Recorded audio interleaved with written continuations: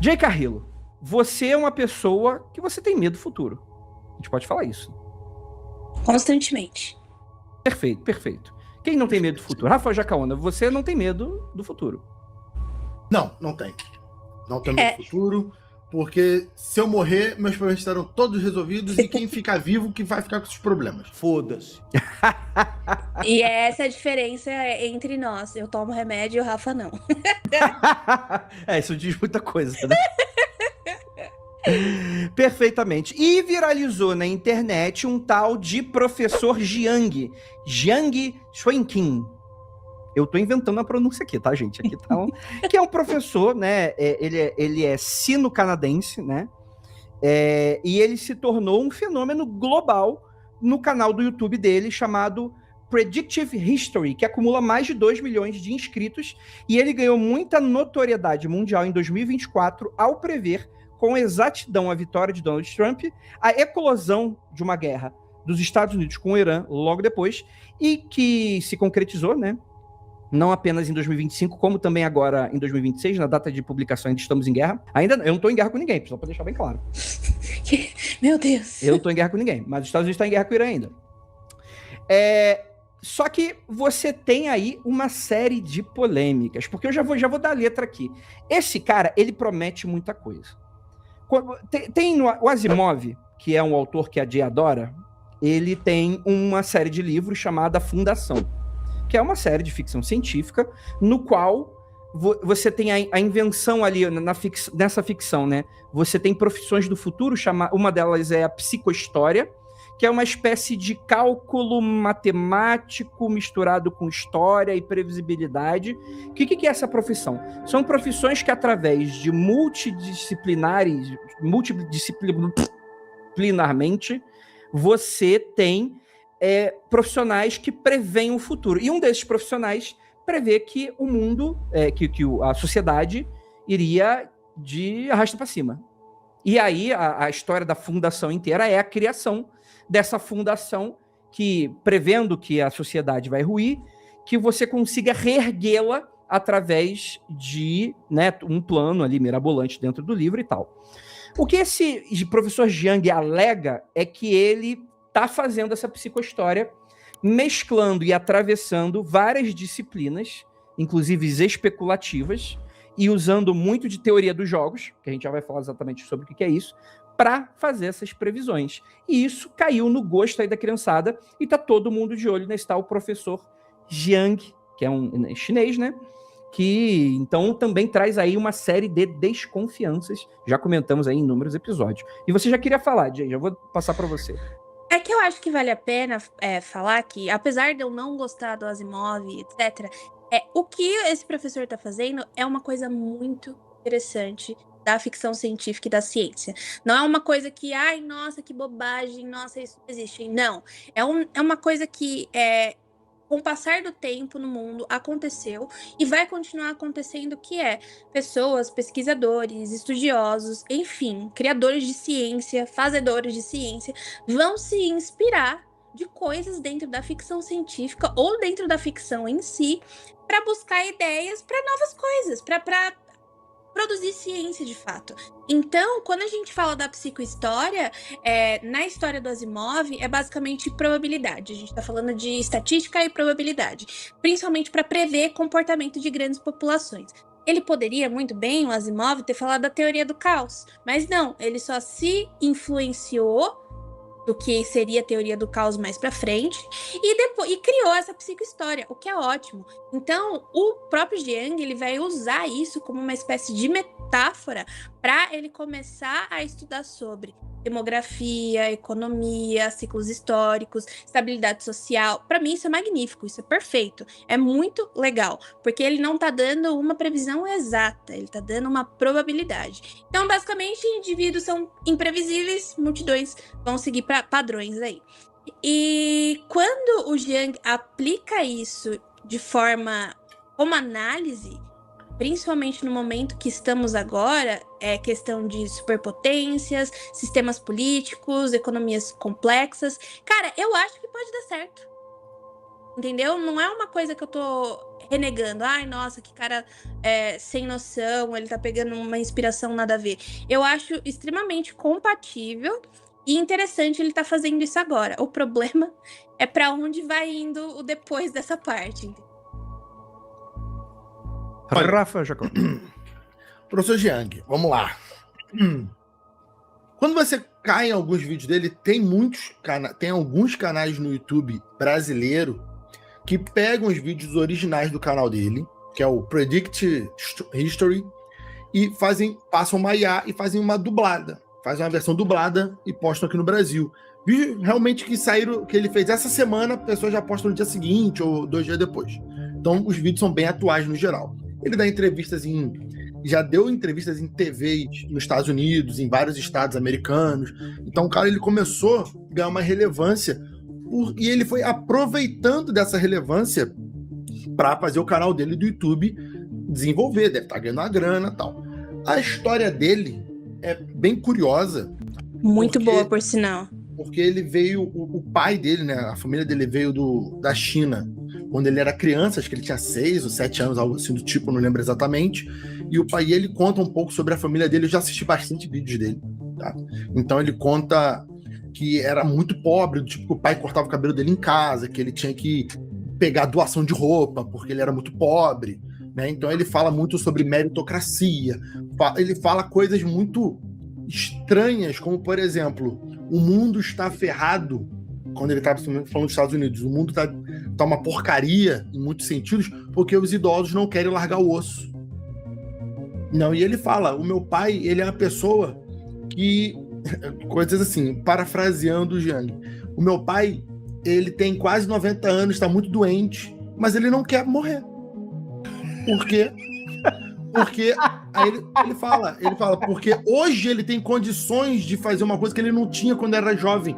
Então ele não quer perder a oportunidade de aproveitar a vida. Então os idosos acumulam a riqueza e os jovens não tem nada, porque tudo pertence a algum idoso. E aí ele vai falar isso do Trump, dos políticos dos países. Mano, culturalmente faz sentido na China. Entendeu? É que aqui pra gente é muito abstrato esse conceito dos idosos estarem tomando as e aí, Andrei, quando tu vai pesquisar um pouco sobre isso, existem alguns lugares que falam isso. Tipo, você chega, sei lá, a 80 anos, você começa a se encostar, tá ligado? Você não vira presidente de um país, entendeu? Por quê? Porque o país tem que se renovar, ideias têm que se misturar. Mas tu escuta e fala assim, caralho, o maluco tá falando assim... O velho tem que acabar. Que o idoso tem que... Não, calma aí, só pra deixar claro. Asilo, mano, foda-se a diferença cultural. Isso é um cagalhão de ser falado, né? Isso não faz nenhum sentido. Sim, mas eu tô falando de, tipo... Sabe quando são aquelas pessoas que já tem o pezinho na direita escrota e vai lá, vai falar uns absurdos, vai aumentando? Porque, por exemplo, eu acho que existe, obviamente, um problema em relação a isso, de tipo, a quantidade de pessoas que nascem com a quantidade de pessoas que morrem, né? etc. Você tá a inversão do triângulo em que a base de jovens, né, sustentaria, né, tá se invertendo porque tá nascendo cada vez mais gente, quer dizer, cada vez menos gente, só que pelo fato das novas tecnologias e avanços da medicina, estamos vivendo cada vez mais longe, e isso é uma discussão totalmente atual com relação, por exemplo, à reforma da Previdência, que é uma coisa que, né, tem toda essa briga entre esquerda e direita, etc. Né? Por sinal, John Scalzi tem são 2 eras de 3 livros que fala sobre isso, de pessoas mais velhas indo pra guerra, enfim. Fala dessa questão das pessoas velhas que não morrem e que estão ali segurando o osso até o final. Isso é uma questão. Mas isso não quer dizer que você seja um arrombado escroto pra falar desse jeito. Porque não é assim que as coisas funcionam, entendeu? Existe um problema que deve ser discutido de forma que não seja preconceituosa, porque isso é preconceito contra velhos. Assim, tem alguns que eu acho contra que idosos, não dá pra... Contra idosos! Idoso é covarde, rapaz. Contra os mais velhos. A gente tem que lembrar sempre que velho é o idoso filho da puta. Sai daí, velho, filho da puta! Não são todos os idosos que são velhos, exatamente. Desculpa. Desculpe! Mas é isso. Essa discussão, ela precisa existir, mas não desse jeito que ele traz. Claro. Não, então, Ele fala de uma forma mais suave. Ele fala durante um texto de 1 hora. Eu tô falando um negócio aqui em 5 minutos, tá? Ele diz, ele ama o pai. Né? Ele fala, eu amo meu pai. Eu amo minha avó. Eu não quero que meu pai morra. Mas ele apresenta um raciocínio como se fosse um raciocínio lógico, entendeu? Que é uma lógica da tecnocracia, parada. né? Pô, tem Exato. Pô, Assim, como ele tá explicando várias Tinha uns coisas. alemães na década de 30, né, que falava, porra, tinha uma galera aqui que eu queria, né, do que tá fazendo aqui, né? E de repente começou a sumir, né? É foda, né? Então, ele tem umas falas extremamente complicadas. Por exemplo, já me mandaram mensagem uma vez falando assim, pô, Jacão, eu postei no Instagram, né, que eu ia fazer reagir a um vídeo dele na live. Aí veio uma moça e falou assim, pô, Jacão, esse cara aí odeia judeu, pô. Aí eu falei, pô, não sei qual vídeo, porque o cara tem muitos vídeos falando muitas coisas. Geralmente ele vai falar que o país Israel, o plano de Israel é destruir os Estados Unidos para Israel ser o novo centro do mundo, por exemplo. E ele tem toda uma teoria sobre como isso vai ser e como o Trump... A gente já vai chegar lá, Vamos falar da origem dele primeiro, que a gente vai falar sobre as teorias. Muitas teorias. Beleza. Mas, enfim, ele é um cara que ele nasce, pelo que eu li, né, no Canadá. Ele tem esse contato com a China. Ele chegou, inclusive, a ser preso na China e extraditado. Essa história é muito boa. Porque existe um debate... como esse cara acabou aparecendo bastante na mídia, existe sempre aquele debate, né? Se a chinês é espião, para a cabeça de algumas pessoas. Mas, de fato, se existe uma relevância de talvez o cara se tornar um analista, eu acho que é interessante, né, o debate, né, sobre essas questões de propaganda, contra-propaganda, se ele tenha, né, enfim, não faz muito parte da maneira como eu penso, né, só porque o cara é chinês, isso porque você pode atribuir isso a qualquer tipo de pessoa que está ali, né, fora do seu eixo, de alguma maneira. Mas ele é um cara que ele tem, de fato, algumas polêmicas durante a vida dele que foram acompanhando ele. Por exemplo, antes da gente começar aqui a live, eu estava vendo a entrevista dele com o Hassan, que, para quem não sabe, é um jornalista, né, de política internacional, que sempre está entrevistando aí os poderosos, etc. Tem até uma entrevista maravilhosa dele com o Fernando Henrique, e aí o Fernando Henrique ameaça sair da entrevista, porque esse Hassan, ele é bem osso duro, assim, né? Ele faz as perguntas que a gente não está muito acostumado aqui na mídia tradicional de ser feitas, assim, de o cara dar uma apertada na galera, né?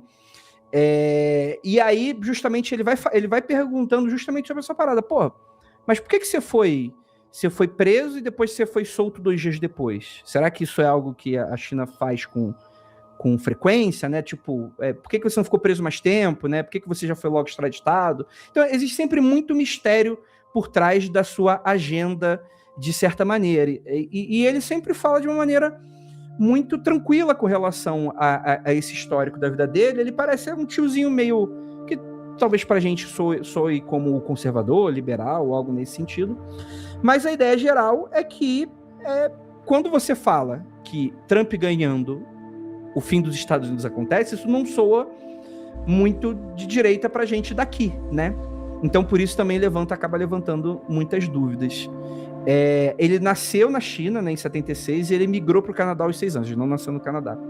E a sua única titulação acadêmica formal, né, é um bacharelado de literatura inglesa pela Universidade de Yale, né? Ele chegou a dar aula na escola, no colégio de ensino médio, mas ele nunca se tornou professor de universidade. Isso é relevante porque ele se coloca muitas vezes como professor, mesmo ele não sendo. Porque o Rafael estava me lembrando antes de entrevistar, né? Nessa entrevista do Hassan, o Hassan fala isso, você se intitula professor. Aí ele diz assim, ó, eu nunca falei que eu sou professor. Aí o cara fala, mas é o nome do seu canal, ele. É o nome do meu canal, mas eu nunca disse isso. Ele não tá errado. Gente, ó, primeiro, ó, conseguir um bacharelado na Yale não é qualquer coisa, tá? Primeiro, eu acho que a galera tá fazendo um pouco caso do... Não tô defendendo o cara, mas eu acho que estão fazendo um pouco caso da qualidade do estudo mas dele, aí tem aquela beleza? diferença do professor ser professor universitário lá fora. Exatamente, né? Não é Então, teacher. pelo amor de... Não é teacher. Ele podia ter falado assim, Nada a não, ver. é professor do português professor, que quer dizer pessoas que ensinam. E aí o cara ia falar assim, podia ter mandado uma dessa, né? Mas tem essa diferença na gringa, né? Professor universitário. Teacher. Quem joga Ragnarok vai lembrar disso. Tem um professor... A melhor tem... comparação é a seguinte. É quando você chama o meu doutor e o cara não tem doutorado. Com licença, engenheiros. Bacharéis. Pois é. Vocês são embaixadores, diplomatas? Pronto. Perfeito. Gostei. Não vou falar mal aí dos nobres advogados aí, apesar deles merecerem. Eu tava falando do garçom, meu. Não, sim. Mas eu acho que é uma boa analogia, né? O debate do doutor, né? Aqui no Brasil, necessariamente, coisa. né? É doutorado ou se você é advogado ou médico aí, né? Enfim, mas a ideia geral é que ele trata dessa teoria dos jogos e psicohistória para fazer as suas previsões, né?